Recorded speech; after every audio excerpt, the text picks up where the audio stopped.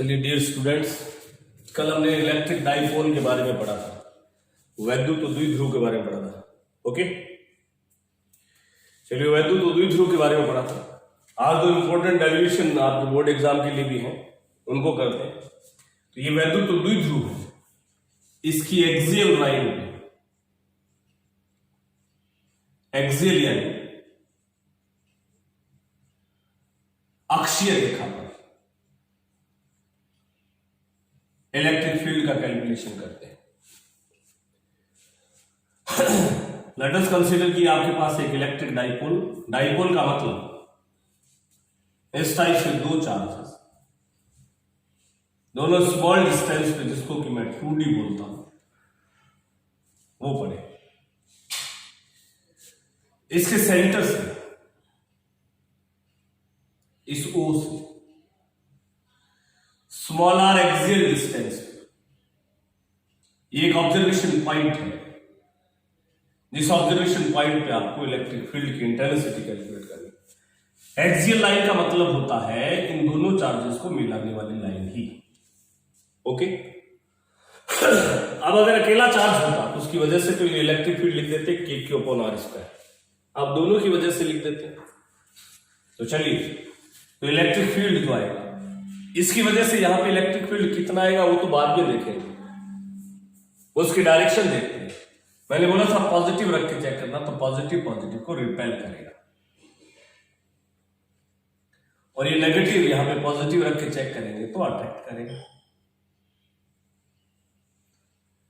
दोनों में से कौन सा इलेक्ट्रिक फील्ड स्ट्रॉन्ग होगा?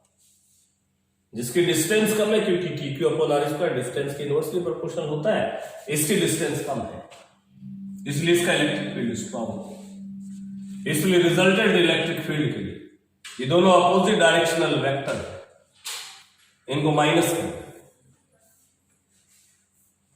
इसकी वजह से इलेक्ट्रिक फील्ड बनेगा KQ अपॉन डिस्टेंस का स्क्वायर। ये वाली डिस्टेंस, ये डिस्टेंस कितनी है R, ये कितनी है 2D का हाफ यानी D, तो ये वाली डिस्टेंस कितनी रह जाएगी R - D का होल स्क्वायर, माइनस इसकी वजह से KQ अपॉन ये डिस्टेंस कितनी हो जाएगी टोटल, ये वाली, तो ये तो R थी, ये D थी, ये R और ये D, तो हो जाएगा R + D का होल स्क्वायर। इन दोनों में से कॉमन है KQ, यहां पे एलसीएम आएगा A - B और A + B का होल स्क्वायर, A² - B², के साथ साथ स्क्वायर भी है, इसका डिवाइड करेंगे इसमें, तो यहां बनेगा R + D का होल स्क्वायर, और इसका डिवाइड करेंगे तो बनेगा R - D का होल स्क्वायर। क्या ये डेरिवेशन आपको समझ में आ गया इतना? कोई डाउट? चलिए आगे का कैलकुलेशन और करते हैं। यहां रहा KQ, ये A + B का होल स्क्वायर होता है A² + B² + 2AB minus A² + B² - 2AB, पर इस माइनस की वजह से ये माइनस, ये प्लस हो जाएगा अपॉन R² - D² का होल स्क्वायर, तो ये बनेगा KQ, R² D² कैंसिल हो जाएंगे, ये बनेगा 4R अपॉन R² - D² का होल स्क्वायर। दो तरह ट्रांसफॉर्मेशन करना, एक तो ये KQ, 4 को यूं लिख देता हूं 2 × 2D, ये KQ वैसे का वैसा, ये 4, ये R, ये D अपॉन, आपने बोला था कि D जो है वो वेरी स्मॉल होता है। जब आपने डाइपोल लिखा था तो लिखा था कि दोनों चार्ज स्मॉल डिस्टेंस पे हैं, तो D को R के कंपैरिजन में हटा देता तो R⁴ हो जाएगा, एक R कैंसिल आउट हो जाएगा, तो ये बनेगा 2K अपॉन R3। क्या नहीं लिखा? Q × 2D। याद करो कल बताया था, दोनों में से कोई सा एक चार्ज ले ले और उन दोनों के बीच का डिस्टेंस ले, तो इसको डाइपोल मोमेंट यानी K बोलते हैं। तो इतना इलेक्ट्रिक फील्ड बनेगा कितना इलेक्ट्रिक फील्ड बनेगा 2kp/r3। कहां पे? एक्सेस पे। डायरेक्शन भी लिखनी पड़ेगी, क्या डायरेक्शन आएगी? इन दोनों में से स्ट्रॉन्ग कौन था? ये वाला प्लस क्यू वाला, क्योंकि डिस्टेंस कम था तो ये डायरेक्शन में जाएगी। पर अगर मान लो मैं माइनस वाला इधर ले लेता और प्लस वाला इधर ले लेता तो फिर माइनस वाले की डायरेक्शन ज्यादा होती। तो आप ये मान लीजिए कि डाइपोल खुद की डायरेक्शन कल मैंने बताई थी कि डाइपोल की डायरेक्शन होती है माइनस से प्लस की ओर, तो इलेक्ट्रिक फील्ड भी है माइनस से प्लस की ओर। तो ये 2kp/r³ in the direction of dipole, in the direction of dipole, इतना इलेक्ट्रिक फील्ड आ जाएगा। दो चीजें पता चली कि इलेक्ट्रिक फील्ड है that is inversely proportional to r³। इसका मतलब पॉइंट चार्ज और डाइपोल यानी दो चार्जेस के सिस्टम का इलेक्ट्रिक फील्ड है डिस्टेंस के इनवर्सली प्रोपोर्शनल होता है, वो भी kq/r² होता है और ये है kp/r³। इसका मतलब इसमें r³ के अकॉर्डिंग चेंजेस होगा। सो कहना इसे in the question of assertion reason, कथन कांड वाले क्वेश्चंस में हम ये बोल सकते हैं कि decrement in the electric field with the distance बढ़ाओगे तो इलेक्ट्रिक फील्ड डिक्रीज होगा। अब वो चाहे पॉइंट चार्ज हो चाहे डाइपोल का, दोनों की वजह से इलेक्ट्रिक फील्ड डिक्रीज होगा, but that decrement is more rapidly in the case of the dipole. ये डाइपोल के केस में ज्यादा तेजी से चेंज होगा because in the condition of dipole electric field is inversely proportional to the cube of distance. On the other hand point charge की वजह से था, वो स्क्वायर की वजह से था, स्क्वायर के इनवर्सली प्रोपोर्शनल। ओके, तो दो रिजल्ट हुए। इलेक्ट्रिक फील्ड कहां पे? एक्सेस पे। एक्सेस बोले तो इस लाइन को मिलाने वाली लाइन, चार्जेस को मिलाने वाले, कितना होता है 2kp/r³। के क्या? वही 9 × 10⁹ न्यूटन मीटर स्क्वायर पर कूलम्ब स्क्वायर। पी क्या? डाइपोल मोमेंट, वैल्यू कितनी होती है q × d। कल बताया था p = q × d, charge into distance. और r क्या है? डिस्टेंस। कौन सी? एक्सियल। कहां से? सेंटर से ऑब्जर्वेशन पॉइंट के बीच की। आई रिपीट, सेंटर से ऑब्जर्वेशन पॉइंट के बीच की। कोई डाउट? चलिए ऐसे एक और डेरिवेशन पूछ लेता है वो, एक्सियल की बजाय वो आपसे डेरिवेशन इससे में पूछ लेता है कि इलेक्ट्रिक फील्ड आपको कैलकुलेट करना है।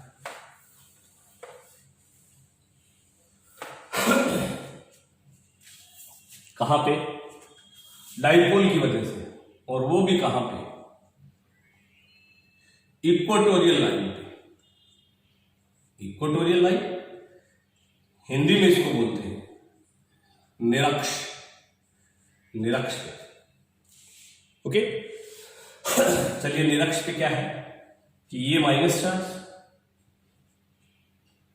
ये प्लस चार्ज, दोनों के बीच का distance,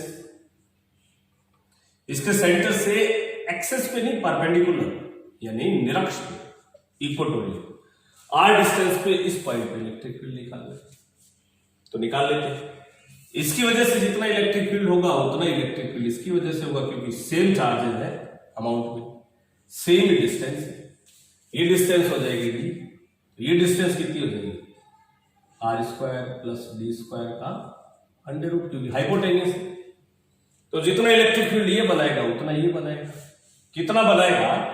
electric field due to q, electric field due to -q = kq/, ये वाली डिस्टेंस r² + d², √ की जरूरत नहीं क्योंकि kq/r²।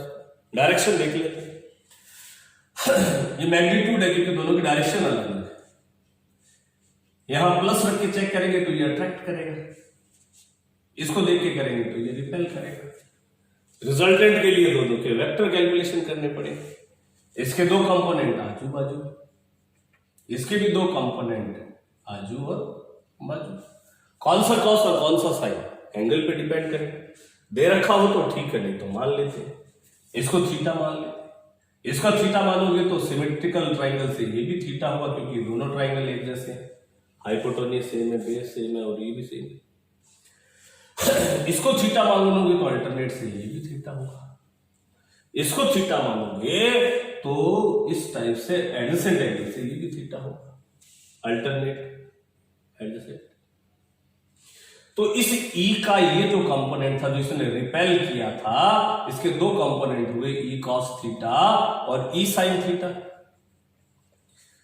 इस ई ने जो अट्रैक्ट किया था, इसके भी मैंने बोला था प्लस मान के चेक करेंगे तो माइनस प्लस को अट्रैक्ट करेंगे, इसके भी दो कंपोनेंट होंगे, ई कॉस और ई साइन।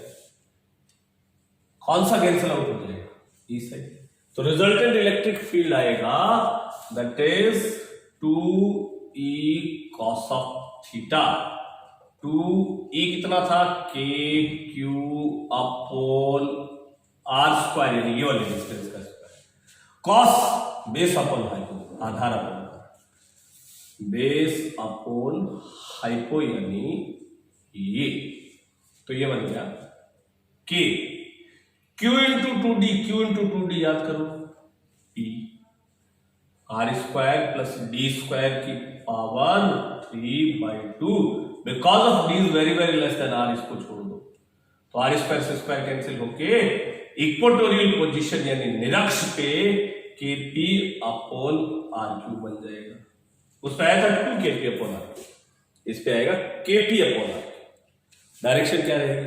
डायरेक्शन भी देख लेते हैं। ये साइन कंपोनेंट तो कैंसिल आउट हो गए, इधर बनेगा। तो डाइपोल की डायरेक्शन होती थी माइनस से प्लस की ओर, तो इसकी डायरेक्शन जो है वो माइनस से प्लस की ओर है, इसलिए ये जो डायरेक्शन है इसकी तो इधर है, तो ये तो डाइपोल के अपोजिट डायरेक्शन हो गया। इनफैक्ट अपोजिट बोलने के बजाय आपको एंटी पैरेलल बोलो, अपोजिट तो बोलो इसी एंगल में हो जाता, तो इसको लिख देते हैं anti parallel. Anti parallel to dipole. Anti parallel का मतलब माइनस से प्लस नहीं, प्लस से माइनस। एंटीपोल का मतलब प्लस से माइनस की। एक बार आप ये कैलकुलेशन समझ लो, तब तक मैं हवा खा लेता हूं।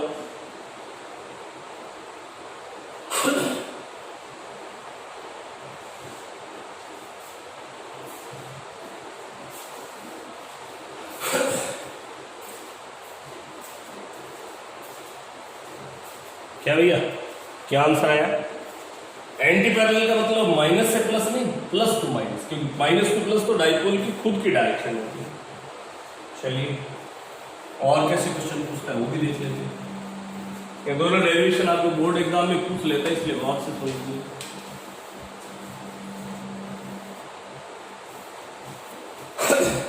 आगे आपसे बोलेगा कि वो डिस्टेंस बताओ, वो इक्वाटोरियल डिस्टेंस यानी वो निरक्षीय दूरी बताओ।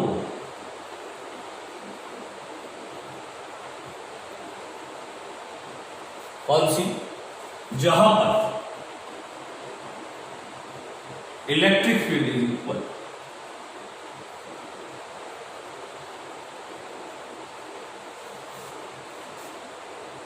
To r distance axial position, मतलब वो निरक्षीय दूरी बताओ जहां पे इलेक्ट्रिक फील्ड r दूरी की अक्षीय तीव्रता के बराबर है। यानी वो डिस्टेंस आपको बतानी इक्वेटोरियल, जिस पे इलेक्ट्रिक फील्ड जो है वो r डिस्टेंस की एक्सियल इलेक्ट्रिक फील्ड की इक्वल हो। और ऑप्शन है 2r, r/2, r⁻⁴ none of these। निकाल लेते। क्वेश्चन कह रहे हैं कि वो ये मान लो एक डाइपोल है, ये माइनस और ये, वो इक्वेटोरियल डिस्टेंस बताओ, ये x मान लो, इसको क्वेश्चन मार्क में निकालना। जहां पर इलेक्ट्रिक फील्ड r डिस्टेंस के एक्सियल इलेक्ट्रिक फील्ड की इक्वल है। r डिस्टेंस का एक्सियल इलेक्ट्रिक फील्ड जानते हैं क्या आप? एक्सियल जानते हैं क्या? अक्षीय। हाँ। और x डिस्टेंस पे इक्वेटोरियल फील्ड जानते हैं कितने डिस्टेंस हो, तो kp अपॉन r³ थी, तो ये x f(x³) हो गया। दोनों को इक्वल क्यों किया? क्योंकि खुद बोला है इस डिस्टेंस को r क्यों लिया? क्योंकि उसने बोला है कि एक्सियल r डिस्टेंस। इस पे क्वेश्चन मार्क क्यों लगाया? उसने खुद ही बोला है कि इक्वेटोरियल डिस्टेंस। तो कितना हो जाएगा? kp से kp कैंसिल आउट कर दी, r³/2 उल्टा कर दी, और x जो आएगा सबका क्यूब रूट ले लेता हूं, इसका भी क्यूब रूट।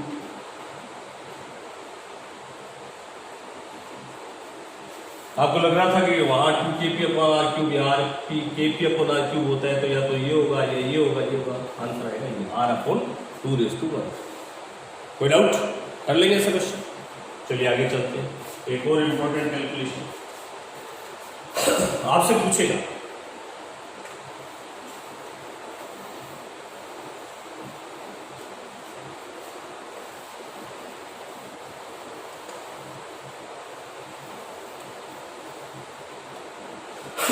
आपसे पूछेगा कि ये एक डाइपोल है,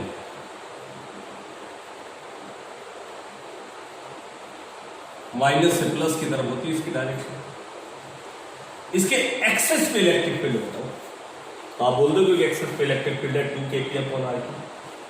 वो बोलेगा इक्वेटोरियल पे बताओ, वो भी बता दोगे आप kp/r। कई बार क्या कहता है कि सेंटर से ना तो एक्सियल और ना इक्वेटोरियल, ये r डिस्टेंस बोल देता है और ये एंगल दे देता है थीटा, इस पे बताओ, यानी जर्नल पॉइंट। तो देख लेते हैं इस जर्नल पॉइंट पे कितना इलेक्ट्रिक फील्ड है। एक्सेस पे होता तो 2kp/r³ बोल देते, इक्वेटोरियल पे होता तो kp/r³ बोल देते। अब यहां कितना बोले वो देखना पड़ेगा। चलिए देख लेते हैं। एक काम करते हैं, इस P के दो कंपोनेंट करते हैं, आजू और बाजू 90 डिग्री पे होते कंपोनेंट। ये वाला हो जाएगा P cos थीटा और ये हो जाएगा। अब इन दोनों की वजह से इलेक्ट्रिक फील्ड निकाल लेते हैं, उनका वेक्टर सम कर लेते हैं। ये तो गड़बड़ हो गई। एक की वजह से निकालना था, आपने काम बढ़ा के दो क्यों कर दिया? काम बढ़ जरूर गया पर काम इजी हो गया। कैसे?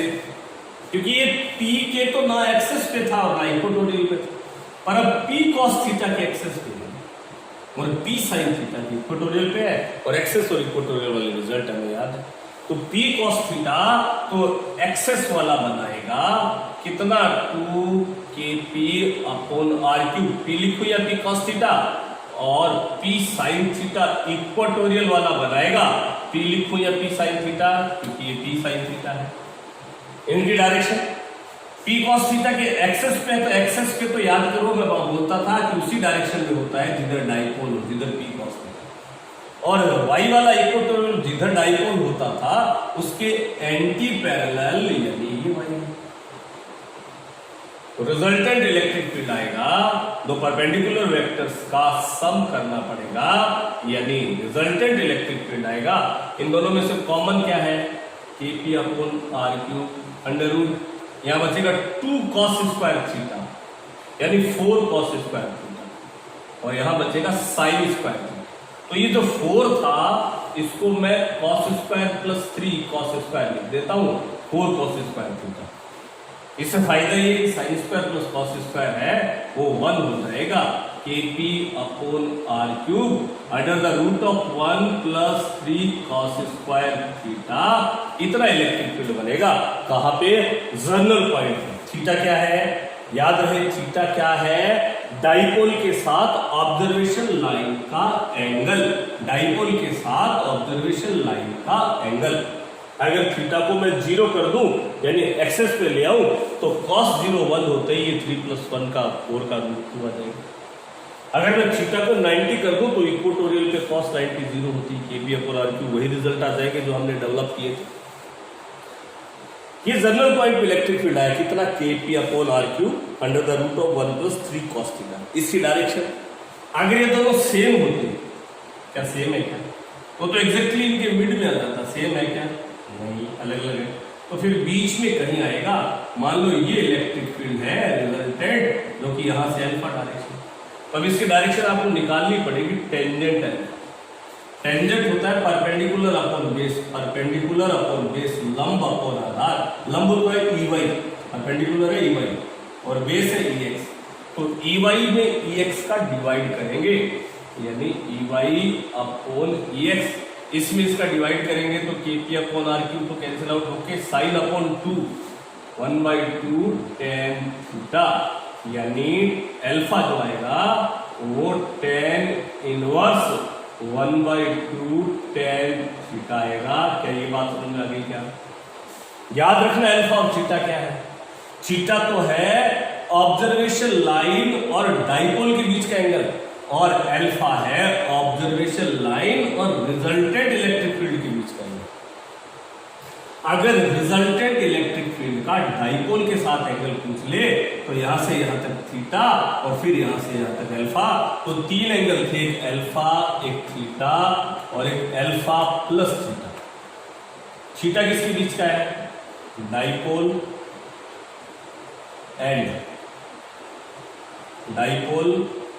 And observation, alpha observation line